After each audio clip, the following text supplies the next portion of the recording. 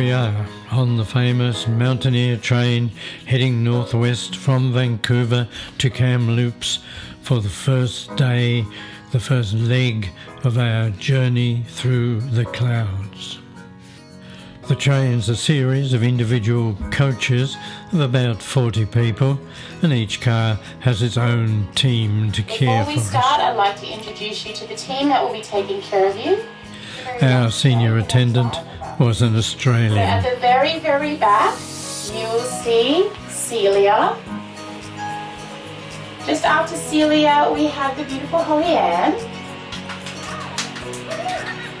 Then we have Stephanie. And at the front here, we have Clayton. And I am Carolina. It's nice to meet you all. So nice. Rolling out on the Canadian Pacific line at about 9:30. The early stages, just like most metropolitan railways, rather boring. But before long, we were moving into British Columbia's Fraser River Valley's fertile farmland with glimpses of the mountains to come.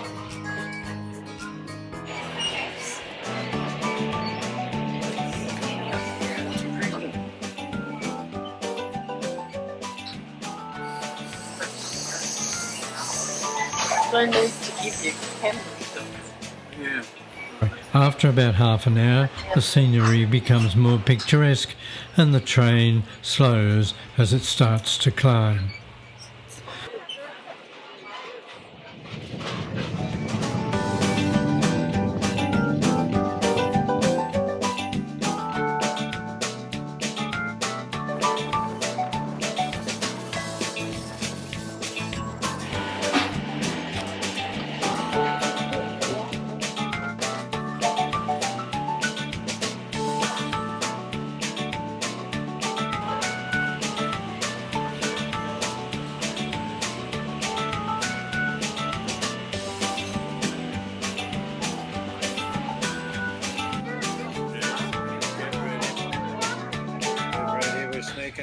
We pass the spectacular Pyramid Falls at a slow pace. Now in 1996, they actually created a provincial park around this area to protect the waterfall. And it is only accessible by the train or by foot. So you are one of the few who've actually seen this in person.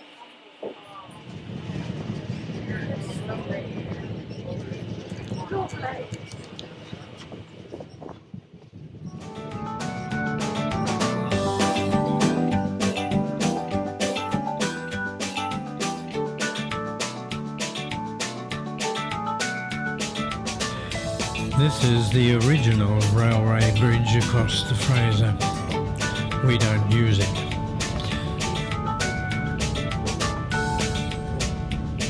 The most famous parts are the Fraser Gorge and Hell's Gates, aptly named, of course.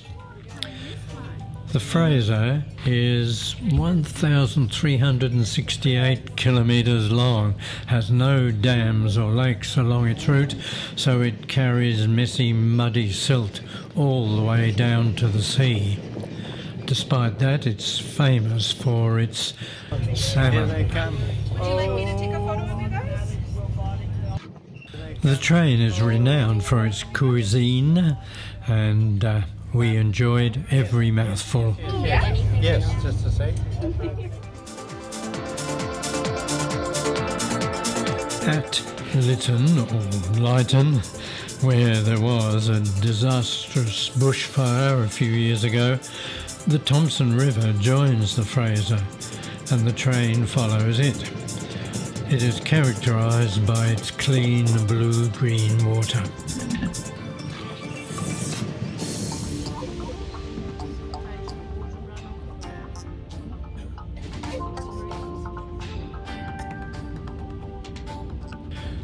North of Lytton, there is a surprising change to a desert-like landscape.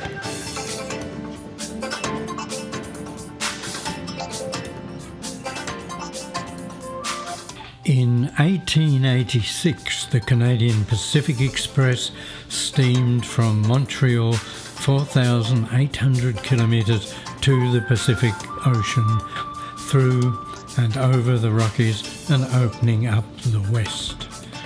The Canadian National Railway used the other side of the river 30 years later.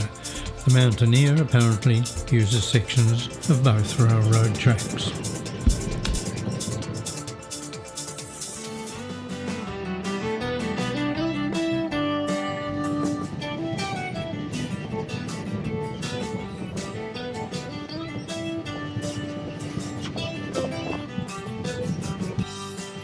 We were urged to look out for bighorn sheep and bald eagles. We run beside the 40-kilometre long lake before reaching Kamloops, Canada's second sunniest city. Unfortunately, I find I didn't get any pictures there, but we remember that Thea was given an Indian charm necklace by the bus driver after she'd had quite a long chat with him about our Indigenous Tasmanians.